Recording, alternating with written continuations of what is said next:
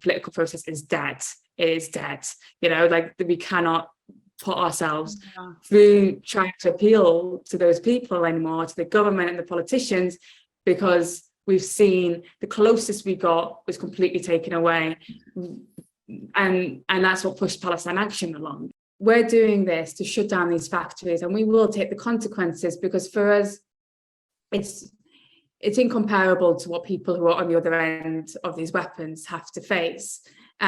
But at the same time, through that process, we're exposing the hypocrisy of this state and of how companies like Elbit are not being investigated for the crimes, the war crimes they commit, but the activists who try and stop them, who throw paint rather than spill blood, are the ones on trial. You don't need everyone to come along with you. You just need enough people to be committed to that change.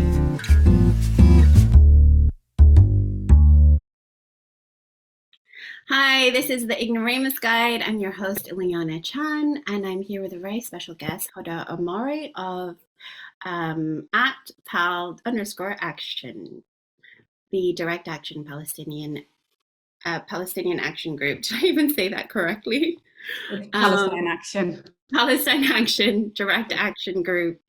So you're half Iraqi, half Palestinian. Is that how you got to, what sort of politicized you and made you come up with this Direct Action Group? So I think growing up with Palestinian and Iraqi background definitely politicized me as a child. I think it's hard not to be in a family like that. I think I was always very aware of what was happening in Palestine and Iraq, and also the role that Britain, the country I grew up, played in that. But I wasn't necessarily an activist, I wouldn't say. I was politically aware, but I wasn't necessarily politically active. I'd go to all the big demos with my family.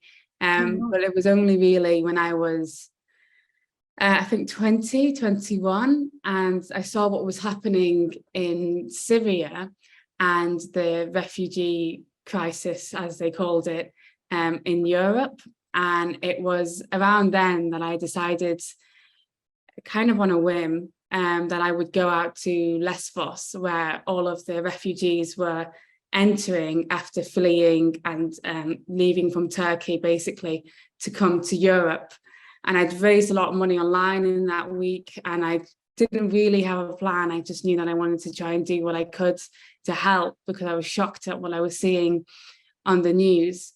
And when I got there, I saw thousands of people coming in every night, and they'd come in on these dinghy boats. And I expected some sort of massive response from organizations and a lot of help available for these people.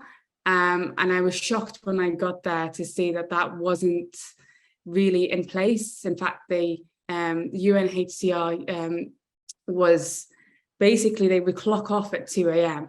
So there was, and this is when most of the people would come in. And so straight away I threw myself into trying to help people as much as I could. And, there was people who were coming in suffering from hypothermia. I had to try and help people, and I wasn't a doctor or anything, but my mum was a doctor. So I'd be calling her and she'd be on the phone telling me what to do in this situation. And I remember just seeing what was happening and so many different events at that time, and realizing that I was helping, a few families with the money that I had to be able to get through to their journey, but that this was like a symptom of a much deeper issue, one that roots back to where I lived, which was Britain. And I remember, seeing these people and not seeing any difference between them and me, except that I had a British passport. There was one specific night, actually, I remember quite well, when basically when they would come in from Turkey, they would have to queue and they'd have to get papers from this Greek island, Lesbos, in order to go on to mainland Athens, mainland Greece.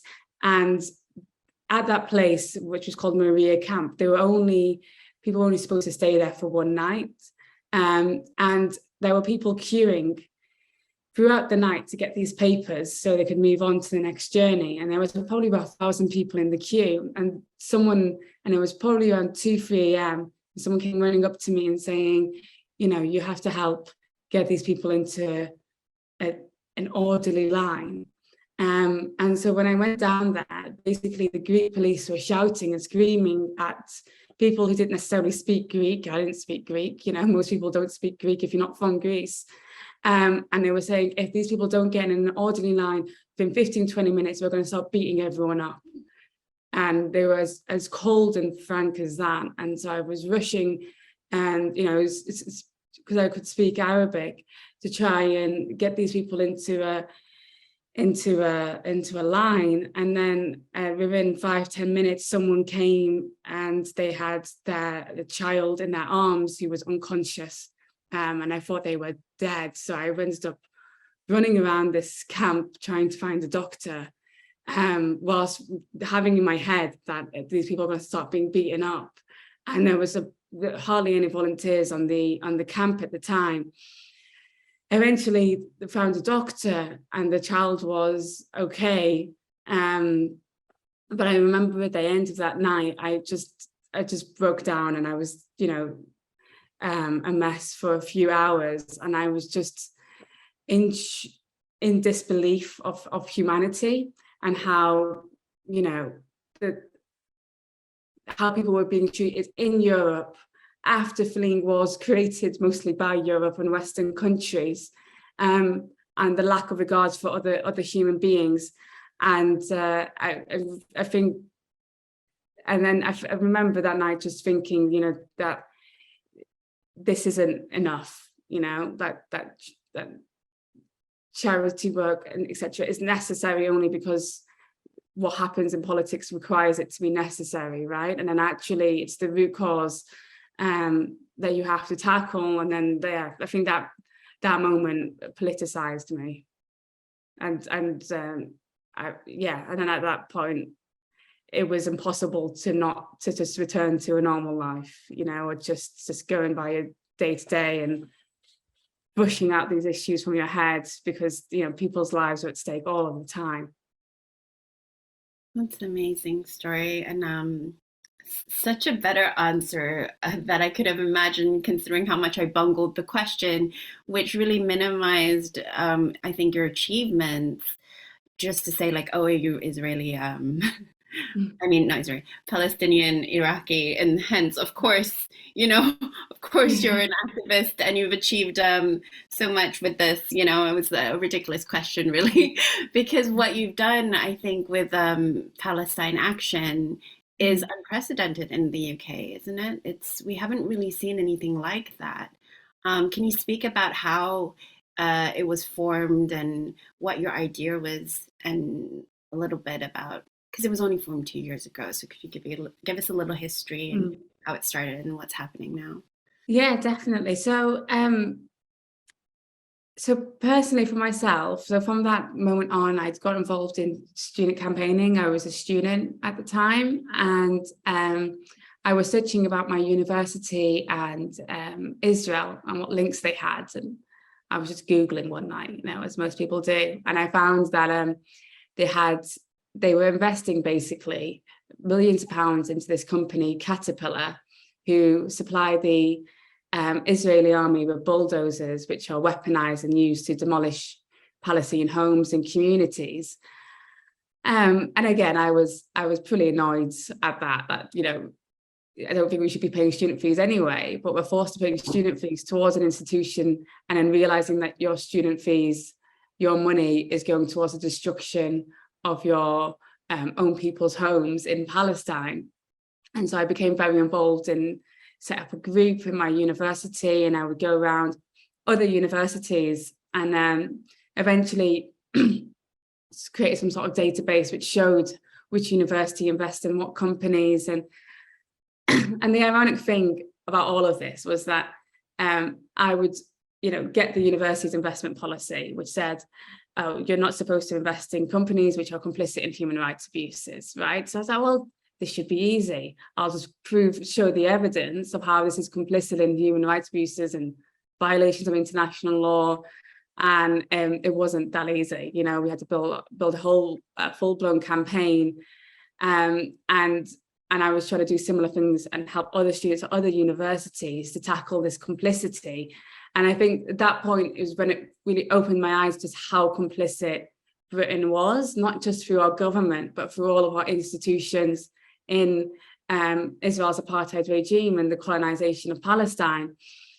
And eventually, after I left university, I got a job at an NGO which was doing work on Palestine, and I'd taken it to like a whole new level of coordinating national campaigns around divestment, for example, getting HSBC to divest from Israeli arms companies and other campaigns like that. And at the same time, I also lobbied a lot of MPs, and I did I did all of it basically in terms of like what the democratic process says is your route to change, right? Like, and it wasn't just me, there was hundreds, if not thousands of others trying the same routes to get change.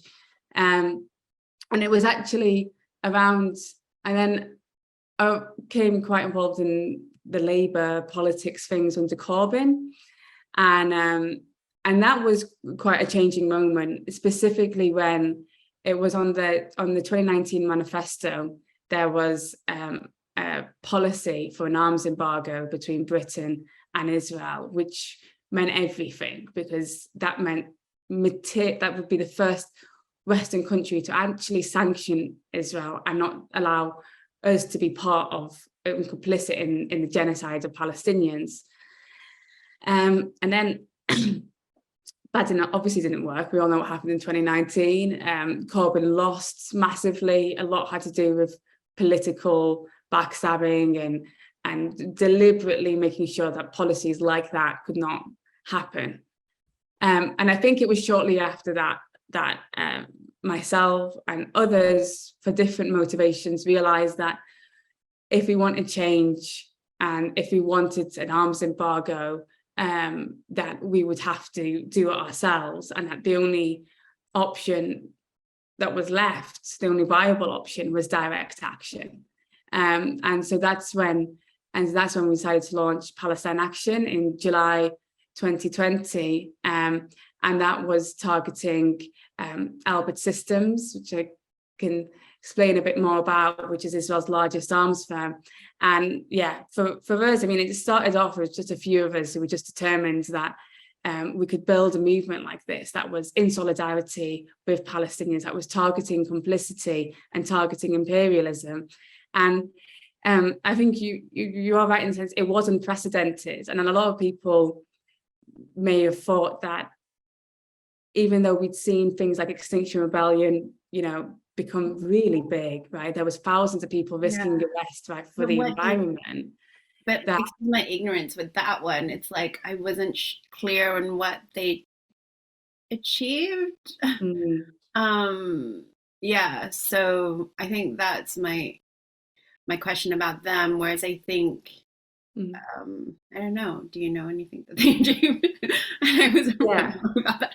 I think people often try and like conflate the two, because they see like, oh, arrest for this, arrest for that. But it is quite different, our approach. So Extinction Rebellion's approach was, mass disruption, but it was still appealing to the government, right? It was finding a pressure point for the government in order to get their demands. Whereas for us, we've completely given up on that idea of appealing to this government or any other government, because they're essentially the oppressors for Palestinians, right? They've been embedded in this situation for a very long time.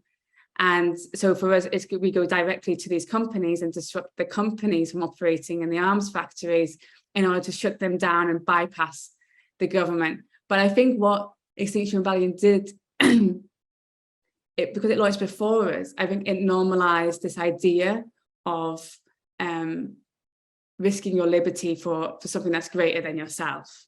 And a lot of people thought when they saw Extinction Rebellion, well, yes, people do that because it's the environment, and there's a lot of this narrative around saving your own grandkids, and a little bit of like you're doing it to preserve yourselves and the people around you, right? There was a lot of the narrative, whereas why would people do that for people that are in another country, or a country that we've been colonized or whatever? But that's just not the case. People are understand, I think, more and more that, and I think that's why what we did was unprecedented, because it was sustained direct action at arms companies that were complicit in the colonization of Palestine, and going for it day after day, week after week, to the point where they can't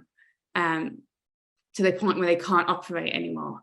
And so when we started, it wasn't necessarily like we knew exactly what was going to happen. It was just that, but we knew what we wanted to happen, right? We wanted to shut this company down. And so we went to the headquarters at first, and it was just myself and a few others. And we'd I got cardboard and cut it out at home. It was a really crap stencil and some paint. And we just walked into the headquarters, threw paint and spray painted, and got someone to video it. And it went really far. And then we just kept doing the same action over and over again. And then people were watching and going, I want to do this. And it was like people were waiting for something where they could really show that solidarity. And I think people wanted to be part of something they saw could be effective. You could see the direct result of it. And I think that's what I think when I started doing direct action, I felt, you don't do it for yourself, but you do feel empowered, right? You do feel liberated, because it's no longer having to like ask someone else or persuade someone else and then always hitting a brick wall. It was just like, I'll just do it. I'll just go in and I'll shut this place down, Yeah.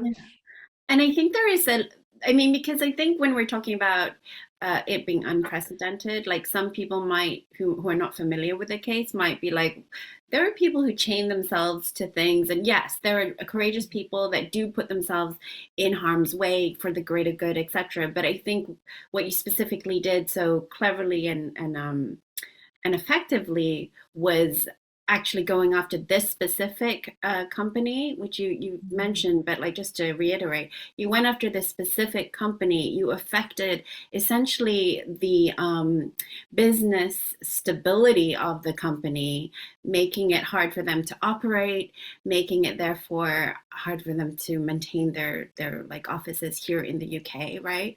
And so it sort of affected, unfortunately, in a capitalistic system, affected their bottom line, and that's why it was so effective. What is happening now with the factory and I think were there 3 factories, or? Yeah, so I could explain a bit about Elbit in general, and where they are today. So I think, and you are exactly right, like in terms of how these companies operate, capitalism works that profits come before everything else, right? And in order to affect those companies, you have to harm their bottom line, because that is the only language they speak. And so Elbit is actually, so it's Israel's largest arms firm, and they were actually formed in 1966. And basically they were formed in Israel, and their sole purpose was, at the time, was to arm the militia in order to ethnically cleanse the indigenous population of Palestine. It was actually just a year after they were formed that my own family was forced out with brutal force, with bullets probably made by this company. And they actually market their weapons as battle tested, because Gaza, which is one of the most densely populated areas on earth, people are literally trapped there. It's been described as the world's largest open air prison, because people can't leave and people can't enter. And majority of the population there are children and refugees who've already been displaced from other parts of Palestine. So you have these people who are captive, a captive population in Gaza, Palestinians, who are routinely bombarded by Israel, attacked. And they have their, schools, hospitals, their infrastructure, their only power plant is routinely destroyed by missiles, attacks, and drones that are made by Elbit Systems. And they use this every time. I mean, people often hear about Palestine only when when you have a really intense bombardment, right? But it's happening all of the time. It's just not shown in the news. But they never talk about the fact that it's companies like Elbit who are using these attacks as opportunities to test their weapons out. It's sickening, I know. And so then they actually market them all as battle tested or combat proven. And then they sell them on to other oppressive regimes across the world. So basically, if Palestine wasn't illegally occupied and colonized, then Elbit wouldn't exist. So their whole business model is based on the destruction of Palestine and then using this to show other oppressive regimes, look how great we've killed the Palestinians, you can use these weapons in your place. But not only are they making these drones, which is kind of one of the things they're infamous for. These drones are not only used to attack and kill Palestinians, which they've been used a lot to do, but they are surveilling people all of the time, especially in Gaza. So if you're a Palestinian in Gaza, they literally will talk about the sound of these drones all of the time above their heads. And so you can imagine if you have a weapon that's been used to destroy your neighbors or your family, and the same weapon is above you all of the time. And this is how Elbit's kind of like their main, this is kind of what they do over the people in Gaza. But in addition, and that got worse actually, in May 2021, there was a very heavy bombardment of Gaza. In the space of, I think it was 11 days, they killed hundreds of Palestinians. And they started to use artificial intelligence drones for the first time, it was swarms of drones. So normally you have one drone, one soldier, someone very far away who's just behind a computer screen and gets to, decide who lives or dies. And often they kill civilians. And then now they've made it so you have swarms of drones, which are mostly autonomous, and they only require one person for this whole swarm of drones to operate it. Sure. And they were using this in May, and they called it, the military said this is the world's first artificial intelligence war. And Elbit at that time weren't even just supplying these weapons. An Israeli general has said that they were sitting alongside them, conducting the strikes. So this is a private arms manufacturer conducting these strikes with the military. And even people, in the arms industry were going, this is too far. But now the British Ministry of Defence has now bought these drones right after they were used in Gaza. So it's just, in terms of like but in addition to that, you have things like the apartheid wall. So Israel built an apartheid wall in Palestine and West Bank. And what they did was, it was basically to keep Palestinians captive and at the same time use it as a way of stealing more land from the Palestinians, because they would just build this wall through Palestinian villages and, say, that's it, your Palestinian village is gone, you're not in the wall. And so Elbit built a lot of technology for this wall. And then the same technology is now being used for Trump's wall between the US and Mexico. And the same drones that were used in Gaza are now being used to stop and surveil refugees who are trying to seek refuge in Britain and Europe and other places. So it's very clear that Palestine is often used as a laboratory of how you can oppress a whole population, and then they're sent to other places. So in Britain specifically, when we started, they had 10 sites, 5 factories, 2 headquarters. You think you'd only need 1, but they had 2, one in London, one in Bristol. And then they were operating out of 3 Royal Air Force bases where they were training British military, British soldiers. And so when we started, there was 10. And we were targeting the London headquarters at first for the first few weeks. And actually, there was a meeting almost straight away between the Israeli Ministry of Strategic Affairs, Israel's Defense Minister, and Dominic Raab, who was Foreign Secretary of Britain. And Israel basically said, you have to crush this movement. You have to crush Palestine Action. And when we saw that, we were like, okay, we're doing the right thing here. I've never seen a kind of response that strong so quickly into it. And I think they understood if people no longer had this obstacle of appealing to the government, that we are able to lobby, etc., then we can't stop this. And I think that's what was so powerful about direct action. But we also went out to the factories. So they're often in odd places like Staffordshire or the north of England. And the factory in Oldham was in a place where there was a high Kashmiri population, there was a high Asian population. Kashmir is occupied, and they often use Elbit's weapons against the occupied people of Kashmir. So the locals were up in arms about this factory being there. And after about a year and a half of taking direct action at the site, there was a kind of campaign beforehand, but it didn't really have much direct action involved. And so there was sustained direct action. And then in January this year, it closed down, and they said that basically they sold it off at a massive loss. They sold it for 9 million after buying it for 15 million 10 years before. And so that was an extraordinary achievement, that one of these factories was forced to go. And it was really under, quite intense actions, like people doing lock-ons to shut them down, blocking the front door so they couldn't go to work, to people climbing onto the roof and damaging the infrastructure.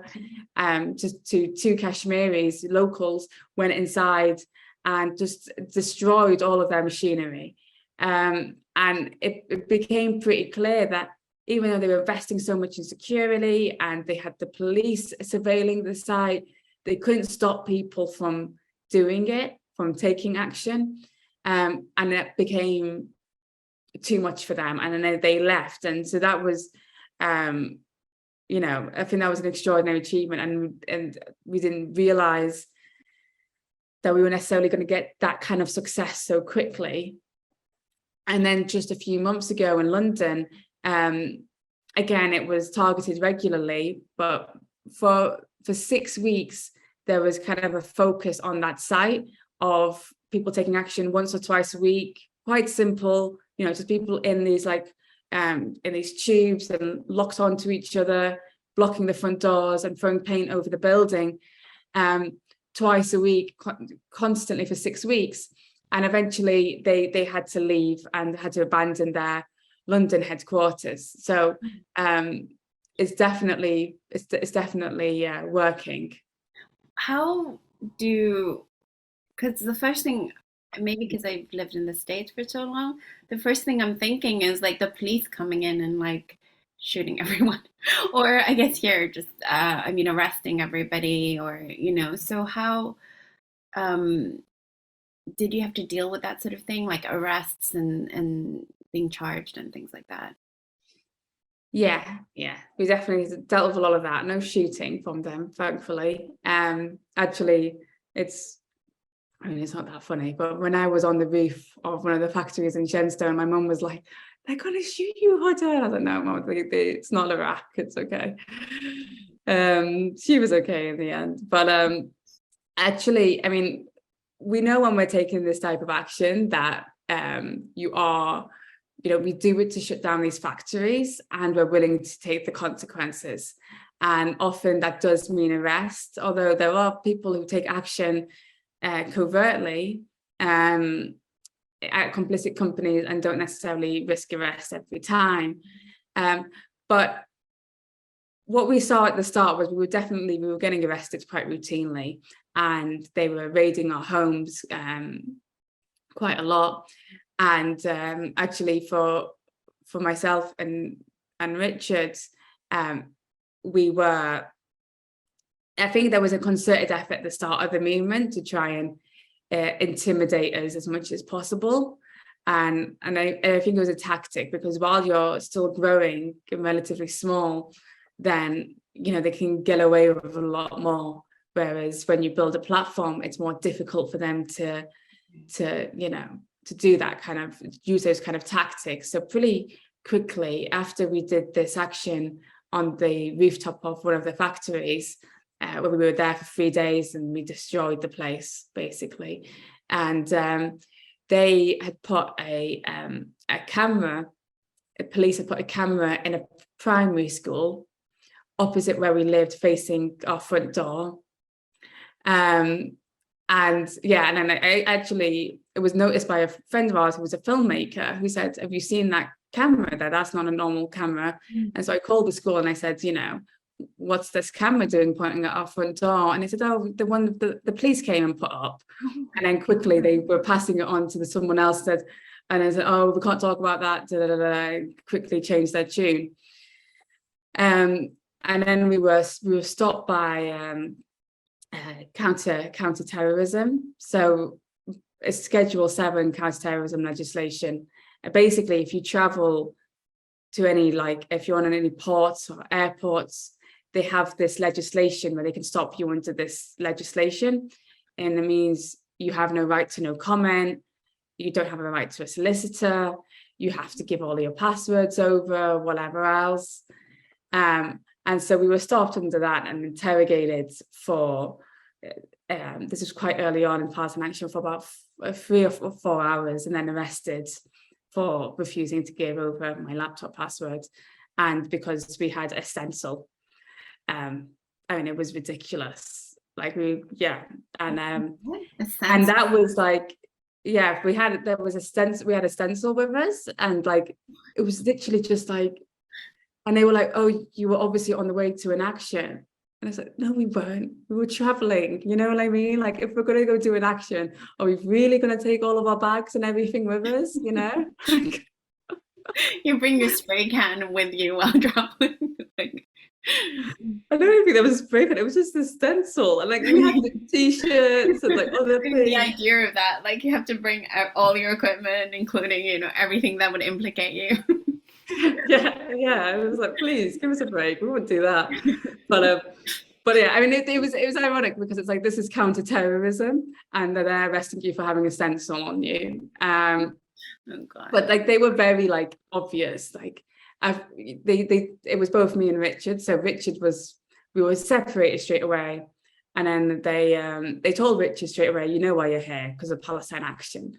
They told me an hour in, because I was still like, okay, maybe it was just a random stop, you know, maybe just hoping in my head it was just a random stop or whatever. And then I quickly realized that. I've been randomly stopped before. You've never been randomly stopped?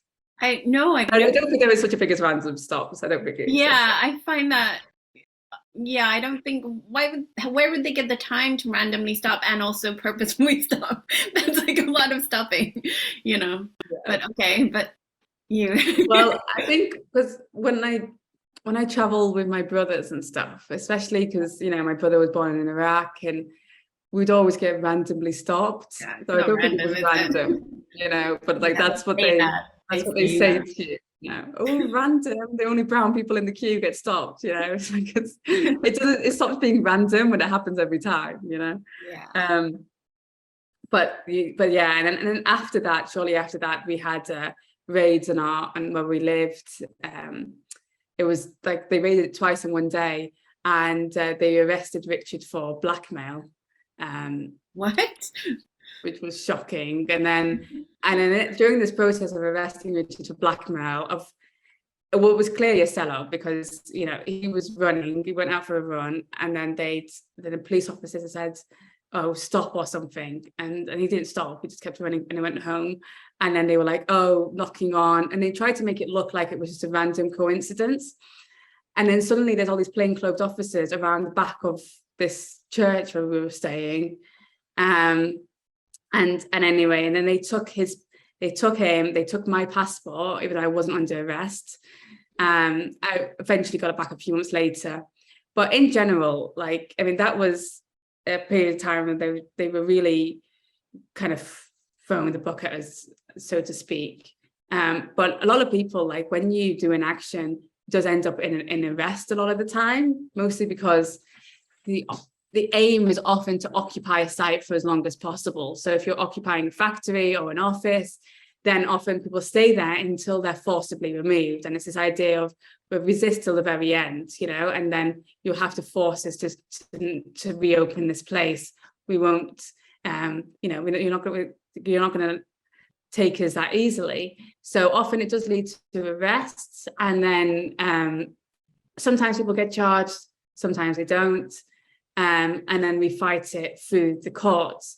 But that's a whole other element to it, because it's kind of like the action doesn't stop at the action. Often it continues throughout the trial process, throughout pushing for disclosure and fighting to prove Elbit is guilty, basically in the courts as well as at their factories. Oh, I see. So that's actually considered part of the action, is what happens in the trials, and what information you can disclose during that time, and what media coverage you can get in the trials. Okay, yeah. So do you have, like, usually when I think about these types of actions too, I think of maybe legal organizations like the ACLU, like in the US, but nowadays I think of a lot of those organizations as compromised. So is that something that you have, like, do you have organizations behind you in terms of when you're fighting legal action, stuff like that? Well, we have got quite a lot of support from, I would say, most just grassroots groups and individuals. For us in Palestine Action, like, it's key that, like, every court date, from a plea hearing to just a boring hearing about the admin stuff of the trial, there's always support outside and protest outside as well, because for us it's like you said, there is the media coverage element, but there's also the element that we're doing this to shut down these factories, and we will take the consequences, because for us it's incomparable to what people who are on the other end of these weapons have to face. But at the same time, through that process, we're exposing the hypocrisy of this state, and of how companies like Elbit are not being investigated for the crimes and the war crimes they commit, but the activists who try and stop them, who throw pain rather than spill blood, are the ones on trial. But just to give a little bit of history, so before Palestine Action, there was different actions and against Elbit. It wasn't as sustained and it wasn't as disruptive, but every time no one would go to trial. And it became very clear that if you took action against Elbit, you weren't going to court, because they didn't want it to go to court. They didn't, when people would ask for things like disclosure, cases would get dropped. But when Palestine Action launched, it kind of forced them into this dilemma of, well, if you don't take them to court, they're just going to destroy our factories and we won't have anything left. But if you do take them to the court and lose, then we have no legal protection in this country either, because juries or whatever are acquitting people. And even if they do find us guilty, right, as long as we know that history is going to vindicate us, and you stay resolute in that. But what's happened so far is that in the trials, the first trial, people were found not guilty. We've had a number of trials now, 90% of which have actually been acquitted in those trials. But in terms of organization support, like, I'd say we find our most of our base of support in the grassroots, and NGOs haven't been the most helpful in that kind of support. But I think we found our own mechanisms within Palestine Action to provide that support, and we have amazing lawyers, right? They are, Kelly solicitors who work on nearly every case, and they are brilliant at maintaining that support and fighting our case and producing reports on Elbit Systems. They're basically experts in Palestine Action right now, so they are. So we have that. But I think in terms of like those NGO type figures, we're seeing a bit more support now.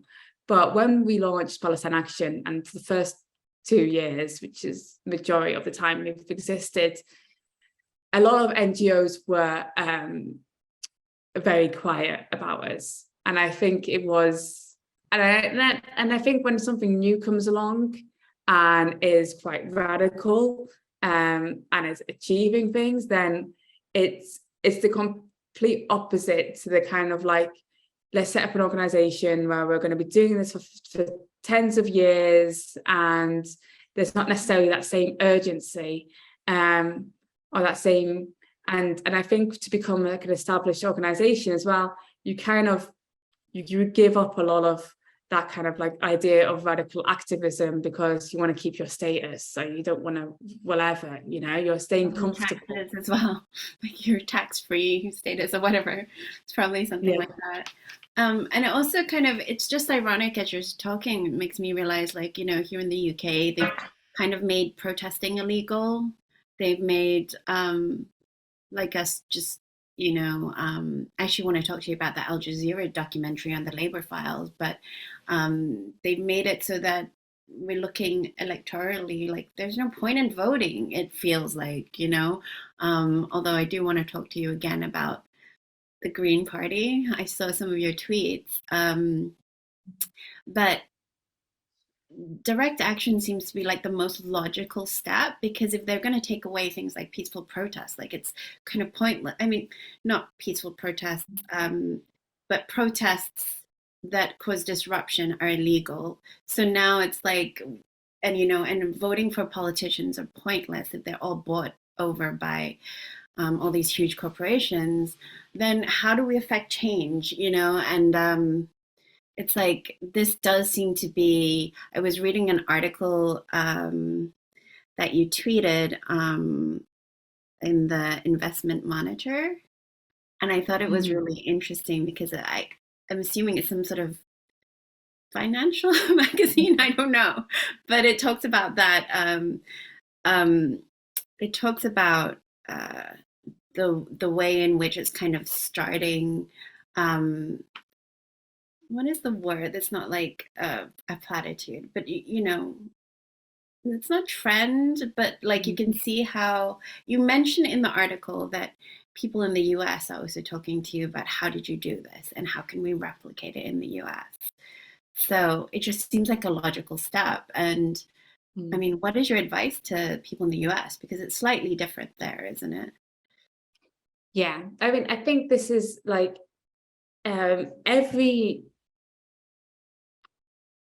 I think when people see Palestine Action in Britain, they might think that there's some myth that actually that the consequences just aren't that great, or it's easier to do it here. And to a certain level, it's different in every single region, right? But we are, I mean, I think it's already a fascist state. I think it has been for a long time, especially when it comes to like imperialism and other things around those issues. But like, you're right, when you start seeing protests becoming illegal and basic things like you can't have noise at a protest or whatever, then in a sense it's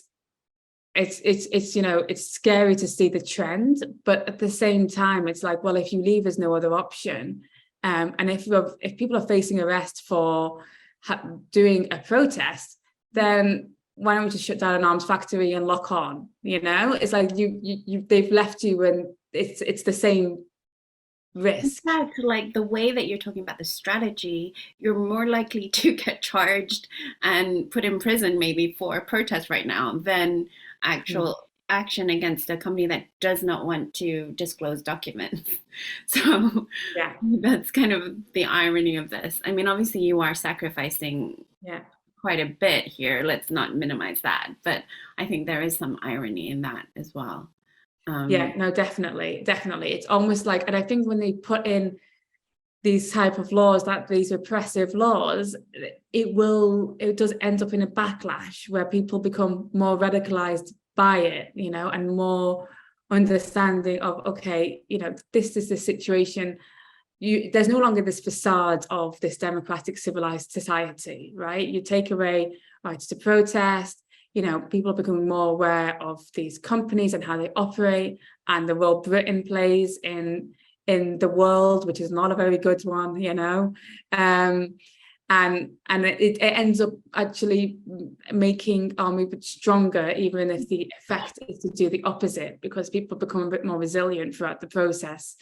But I think, like, in terms of internationally, I think the same principles of direct action, of picking a target, and I think you mentioned this before, I think the power of a single target in a world where there are so many evil companies out there, and so many companies which are complicit in all of in oppression, that having a single target is good, because you're focusing your resources into one thing, and it's geared towards winning. And I think for movements, we need successes in order to keep going and to keep growing, right? And to build momentum as well.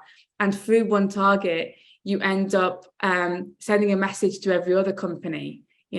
If you also profit from the genocide of the Palestinians, or the people of Yemen, or people of Kashmir, then this could happen to you. And it starts to change how companies, the risk they're willing to take, because, as we said, they only care about profit.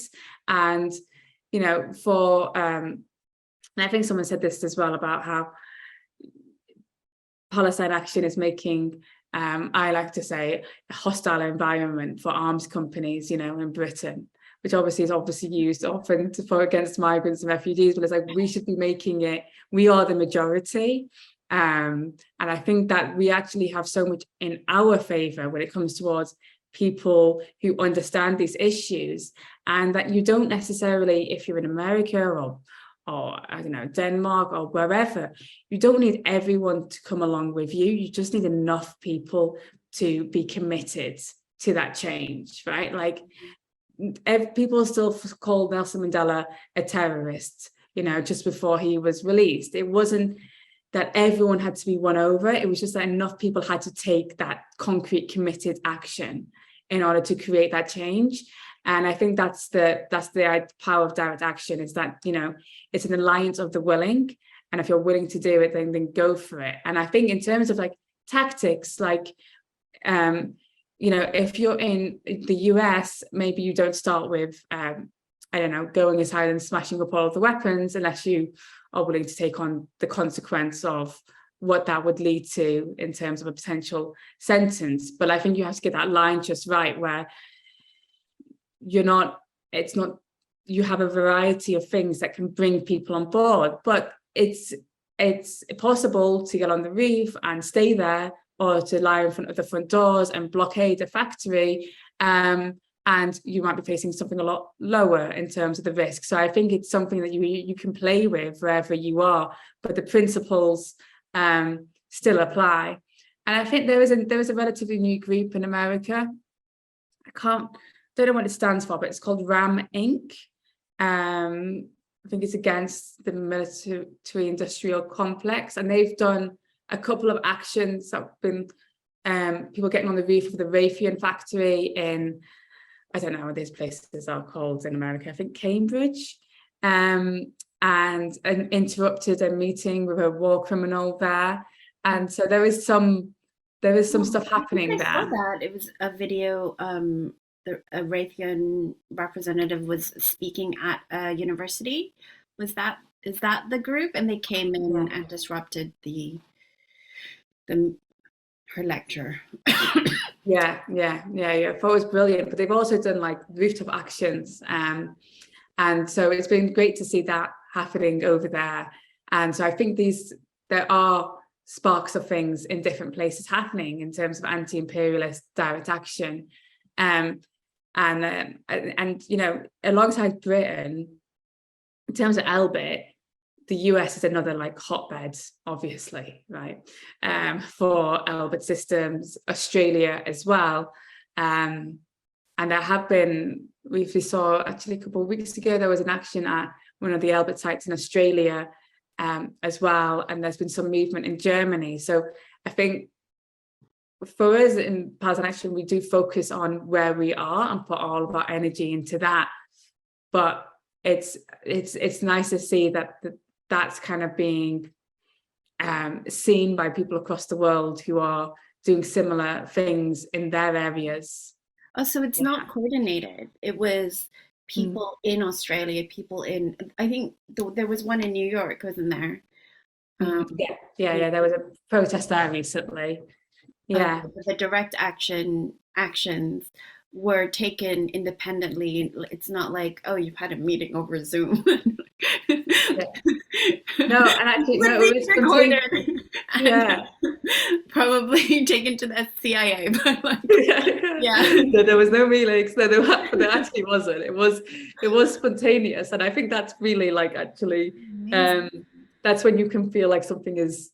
Yeah. When things happen independent of initiatives, like then you're like, okay, this is happening, you know? Wow, people are saying this. And I think you don't really realize the reach you have as like Palestine Action until, oh, they're doing it, you know, they're doing it in this place. And it's very cool to see that actually it is a concept that is growing. And I think also it just means that like when you get to that point as well, like whatever the government or the state try and do here to repress activists, then there could be a backlash internationally. And I think there's a lot of, you know, it's exciting to have a movement like that where you don't necessarily have to know everyone in it, but you know that you stand for each other, you know? Yeah, and because it's so clear, you know, like a lot of other movements that have been co-opted because they use, you know, because they use language like freedom or like democracy, which we know is nebulous. They use all these key words. It's so easy for like the NED or the CIA to co-opt it, or even like Amazon to put like Black Lives Matter on the slogan, because the action, even if I believe in Black Lives Matter, you know, it's not like you're doing a very specific, Elbit, shut that down. And this is how you're doing it. You know, it's just, I think it's so clever and like it gives me a little bit of hope. But speaking of killing hope, I did want to go into that Al Jazeera documentary because you were involved in the first episode. At least I've only watched the first episode, so I'm assuming is that the only one you're in? Yeah. I think it's called The Crisis. The Crisis. It's for those of you who haven't watched it, it's the labor files on Al Jazeera. It's a 3-part series, and the first part is The Crisis. And Huda, you're on it. Am I saying your name right? Huda? Yeah. Huda. Okay. Yeah. You're in it, and you're talking about, I mean, essentially the first episode is about how I guess like Jeremy Corbyn was defeated and all the leftists in the Labour Party were sort of pushed out through charges of anti-Semitism. And the anti-Semitism definition in the UK was changed to include Zionism. Right. So that's essentially what that for. And it's like a when I was watching it, it's just like very disheartening how effective it was when it's so quite clearly stupid. I mean, the accusations were, you know, had nothing to do with the anti-Semitism, was to do with Palestine. How did you get involved in that documentary? What was your experience with that, and your whole involvement in labor, essentially? Yeah, I mean, I think I only played it was just a small part, but I was approached by the filmmaker actually 2 years prior to when eventually it was recorded. but I think it was kind of been in the making for a long time.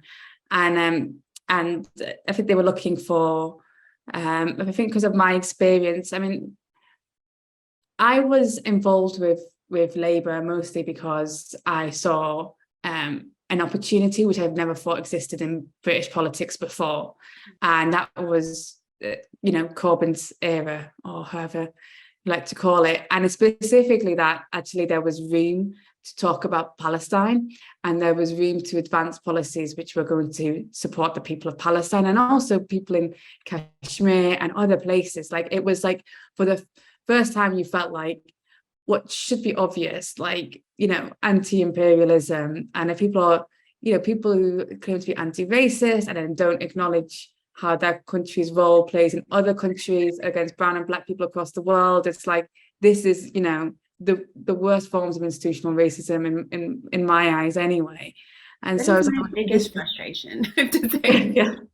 I mean, living in the States for so long, but yeah. I know, but it's like, it's not just about having like, another lecturer who's of a person of color. It's like, it's actually much deeper than that. And but I think there's a reason people co-opt these movements, right? It's often to stop the politics from going further, to what's intangible too, because now it's more about what language you use versus what's actually happening, what's actually happened, etc. yeah. So, yeah, it's easy Yeah. to shut people up, which is actually, I guess, relevant to this, what you were saying about what this documentary is about, the Labour files. It's so easy to shut people up with certain accusations because you don't want to be accused further. Yeah, and I think that's what was happening. Like, pretty soon, like, into this, like, oh great, there's all this opportunity, and I was mostly focused on the arms embargo and trying to push that through.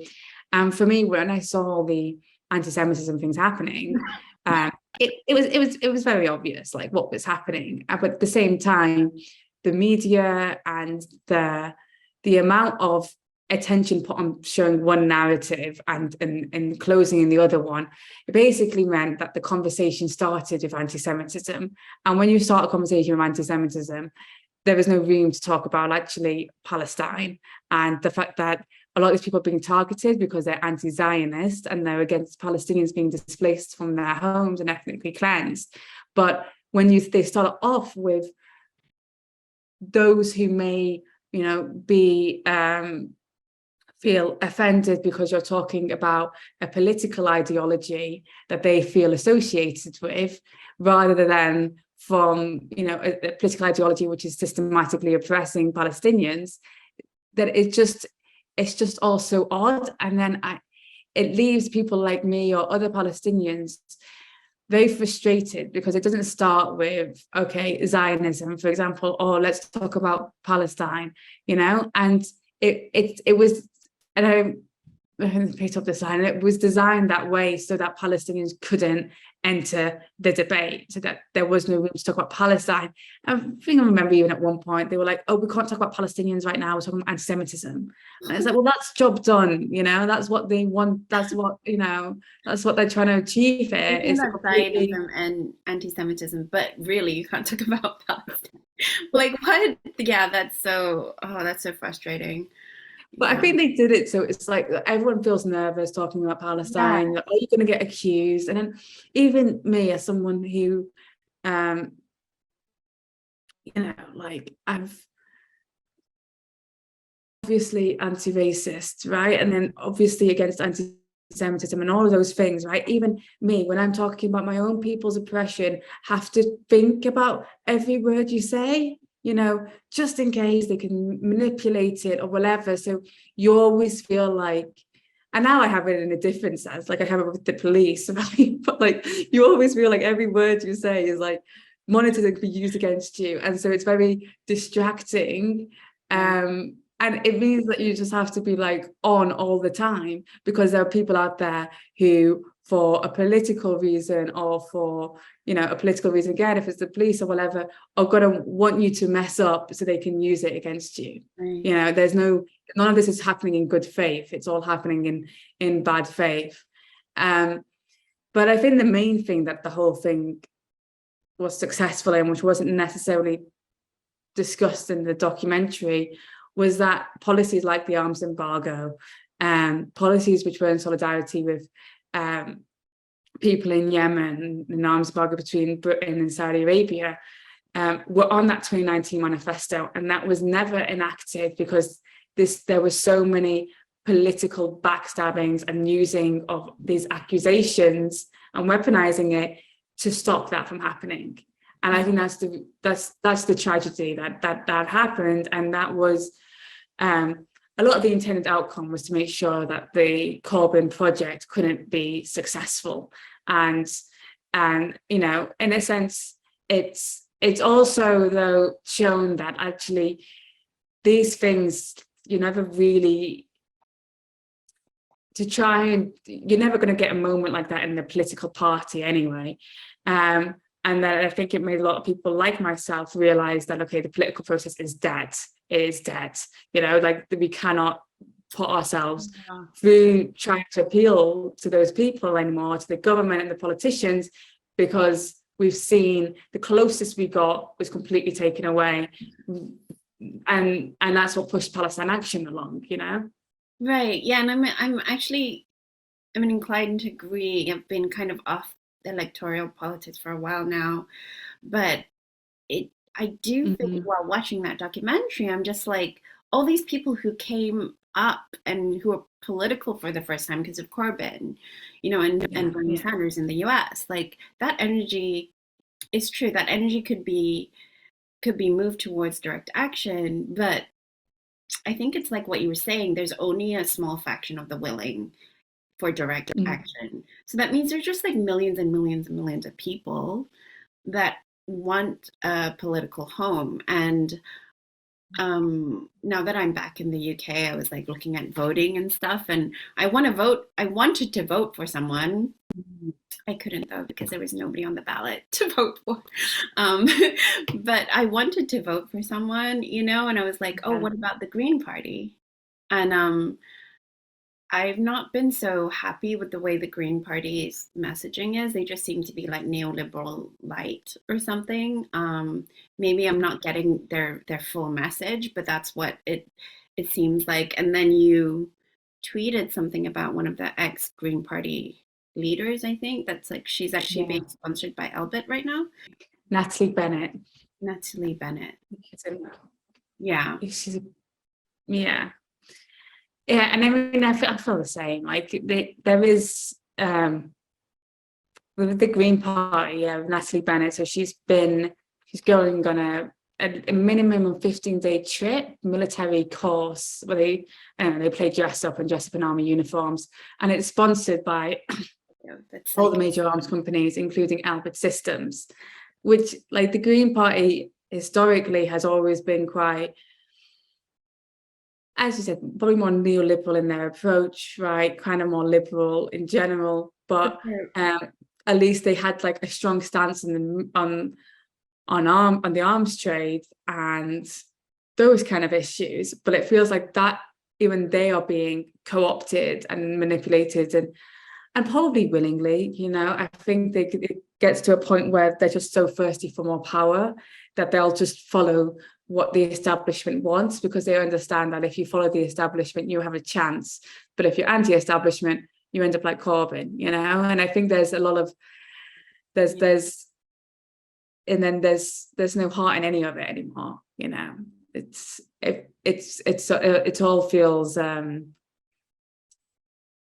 especially, I think the thing is that the issue of when this situation's happening is that there's some people who are still, you know, really pushy on a certain issue, and so then end up negating other issues. But it's like, you know, I think if you stand in solidarity with Palestinians, how can you vote for someone who calls himself a proud Zionist, you know, which both Keir Starmer and Liz Truss have done, right? Like, you're literally voting in their oppressor. Like, and it's the same for a lot of other issues where they might try and champion a little tiny bit on the climate, but not really, you know. But then you're selling out. The climate thing is really like, that is BS. You can't be for climate initiatives or like green initiatives and also for war. That is insane. because we know that, the military is like the number one polluter, really. Um, Especially Yeah. the US military, which has no oversight, right? So yeah, it's such a huge contradiction. I can't. Essentially, I'm completely disillusioned. I was I was moved to hope talking to you, and now I brought the tone down. I brought the tone back down, and yeah, But there's. I think the thing is though, that we're not alone in that, and there was a lot of other people. And actually, the bigger I think the gap becomes between people and the political process, the more room there is for actual systemic change, which isn't just superficial. So I Yeah. think as well, it's about clinging on to that. So what about stuff like enough is enough? That's sort of a new Mm. slogan slash, I'm not sure what it is. Is it a movement? I don't think it's a party, so it's some sort of movement that's come up this year. Yeah. I mean, I'm not very engaged in those things, and um I mean, sometimes I can't keep up either because there's a lot of new things coming up, all with similar messaging and similar points. And I think it's great to see people mobilized and energized over issues.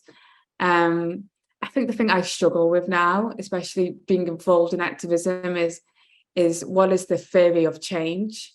And I think people need that as well. You need to know, how are we going to get from now there's hundreds of thousands of us protesting? What's the plan?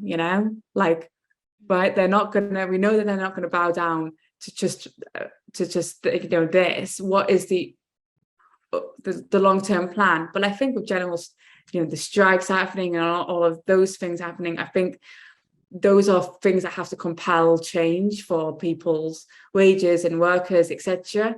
But there's still a large part of politics that doesn't cover.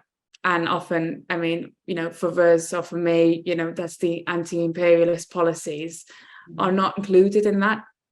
Yeah. They're not, and so in some ways it feels like a few years ago it was all kind of merged into one, like people who were protesting for, to be able to, against austerity, were also protesting for Palestine. But the demands of enough is enough, I think, are good in terms of domestic policies, but it's then the international politics are taken off, and it's like you have to in every part of politics acknowledge the role this country has played and continues to play in destroying other people's countries, and I think when that's taken out, it's just, it doesn't. I hope they get some of those demands, and benefit people. But I don't. If you're not included, your group of people or people across the world, then we have to, again, back to Palestine Action and just taking direct action, because Right. Yeah, I agree. I think what's interesting about coming back to the UK is that people in the UK may be more willing to look at the US. Like if I say, oh, US war crimes and US complicity, they're more likely to recognize that. But when I turn it back to the UK, a lot of them are like, we're not as bad as the US. There's still a little bit of the denial of I mean, even though the British Empire predated, American imperialism, there's still a little bit of that denial. And you're right, like we can't, there's, like you said, I think the lessons learned from the purge of Corbynites or Corbyn is that people are siloing their concerns just in case. They only want to speak about class issues. They're scared to speak about Russia now, because once you speak about something, once you put it all together, there's like more things that you can be canceled on. yeah. So essentially people like being very, very specific. And I guess that makes sense too, like for the direct action stuff, but it is a bit like, it's a little it's a little disheartening if we're looking for solidarity, essentially. Um, but yeah. But thank you so much for this conversation. It was amazing. I actually feel very inspired, even though I had to bring it down. And do you have any like last words of wisdom or anything that you wanted to say? Not really, just thank you. I really enjoyed doing this podcast, even if it's not all been joyful. But yeah, and I just think if people are inspired by Palestine Action's doing, then you can obviously check out what we're doing on our social media. I think you mentioned at the start at pal_action, or check out our website. And if people are interested in replicating or doing something similar, then we're always happy to chat to people. Yeah, but thank you for doing this podcast and for what you do in general. Oh, thank you. I did want to say one last thing, was just you mentioned briefly before we started the podcast, where are you just legally? You were saying something like, we forgot to cover it. Just where are you legally? Like, so personally, so I was supposed to be on trial with 7 others, facing different charges, conspiracy charges of just to destroy Elbit, which is quite a fun charge to be charged under, and blackmail, which is not so fun. That's just an outlandish charge. But basically, that was supposed to happen. I was supposed to be on trial now with others for 5 to 6 weeks, and that has been postponed a year, at least a year. oh my gosh. Yeah. So, Is that a good or a bad thing in your mind? I mean, I think you could take it either way, but it happens. I'll take it as a good thing. But we do have a lot of other cases coming up in Palestine Action. And actually today people are on trial for taking action in London. So we are fighting throughout these court cases to prove that Elbit is guilty and that we are not, and that they have a lot to answer for. But we are seeing in general, there's been a recent trend that Elbit are just failing to actually build a case or to provide evidence, and are reluctant to come to court, which has led in cases being delayed or dropped altogether. So it's an ongoing battle, which we're kind of in the middle of right now. But I think our main thing in terms of solidarity with us is we use the hashtag Elbit is guilty to push the message that actually it's Elbit who we are dragging to court to prove that they are war criminals, and that we are innocent because we are fighting against a greater, I think it's not only just in terms of the legal world, but it's the moral thing to do, and arguably the legal thing to do. Yeah. Great. Thank you so much. Thank you. Thank you so much. And yeah, we know where to find you at pal_action.